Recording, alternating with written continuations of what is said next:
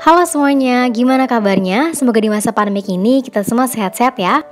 Oke, pada kesempatan kali ini kelompok kami akan mengulas salah satu organisasi internasional di bidang kemanusiaan yaitu UNICEF.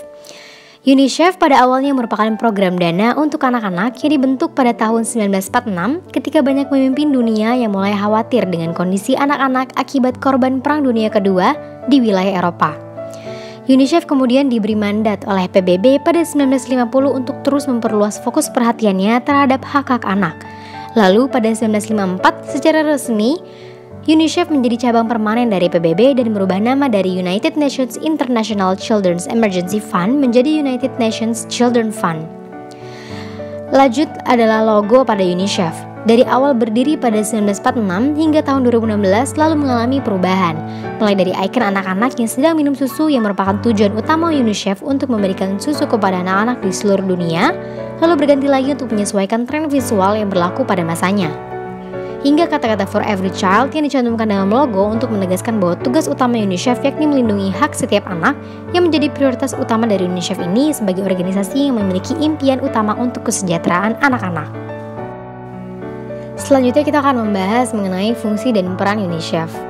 UNICEF satu-satunya organisasi PBB yang secara khusus disebutkan dalam Konvensi Hak Anak sebagai sumber bantuan dan nasihat ahli untuk implementasi hak anak. Dan juga selama menjalankan kegiatannya, UNICEF dipandu oleh Konvensi Hak Anak untuk mempertegas hak-hak anak sebagai prinsip etika yang harus dihormati dan menjadi standar perilaku internasional terhadap anak-anak. Nah, fungsinya itu adalah UNICEF diberikan wewenang dari PBB untuk memberikan bantuan kemanusiaan dan anak-anak khususnya di negara berkembang dan tempat-tempat yang kurang diperhatikan. UNICEF juga bertugas untuk menyediakan dana dan menyalurkan vaksin untuk mendukung gizi anak dan kesehatan ibu dan anak serta menyelenggarakan program pencegahan dan pengobatan HIV. Mekanisme kerja UNICEF. UNICEF ini dibiayai oleh para donatur atau mitra UNICEF, di mana mitra tersebut terbagi menjadi 3 bagian mitra, yakni mitra sektor publik yang terdiri dari pemerintahan, lembaga keuangan internasional, dan lain-lain. Lalu yang kedua ada mitra sektor swasta yang terdiri dari perusahaan, yayasan, korporasi, dan lain-lain. Yang ketiga ada mitra masyarakat sipil yang terdiri dari komunitas, organisasi berbasis sosial, agama, dan lain-lain. Dan yang terakhir ada mitra PBB yang terdiri dari WHO, UNESCO, FAO, dan lain-lain. Kemudian untuk pendanaan UNICEF dikategorikan berdasarkan sumber daya. Yang pertama ada sumber daya inti yakni pendanaan tanpa batasan yang digunakan secara fleksibel bagi anak-anak. Yang kedua ada sumber daya biasa yakni dana yang dialokasikan oleh donor UNICEF untuk tujuan tertentu. Dan yang ketiga ada sumber daya darurat yaitu dana yang dialokasikan untuk kebutuhan darurat. Untuk melancarkan program-program UNICEF, adapun kampanye yang dibuat UNICEF dalam menyukseskan program mereka, yakni kampanye yang pertama ada WASH program.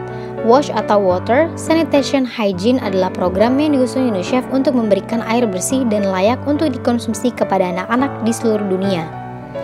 Yang kedua ada UNFPA, UNICEF Global Program to End Child Marriage, yaitu UNICEF bekerjasama dengan UNFPA mengeluarkan program untuk mengakhiri pernikahan dini khususnya di 12 negara seperti di Bangladesh, Yaman, Zambia, dan lain-lain. Yang ketiga ada Early Childhood Education, setidaknya lebih dari 175 juta anak tidak memiliki akses terhadap pendidikan usia dini.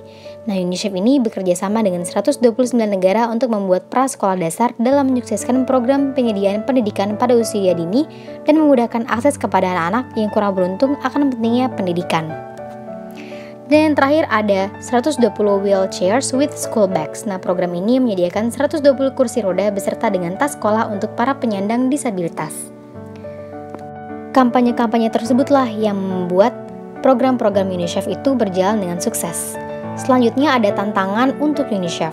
Dalam mencapai tujuannya, UNICEF pasti memiliki tantangan seperti upaya dalam meningkatkan kualitas hidup ibu dan anak. Lalu tantangan lain bagi UNICEF yakni memberikan vaksin dan imunisasi secara merata di wilayah yang kurang diperhatikan.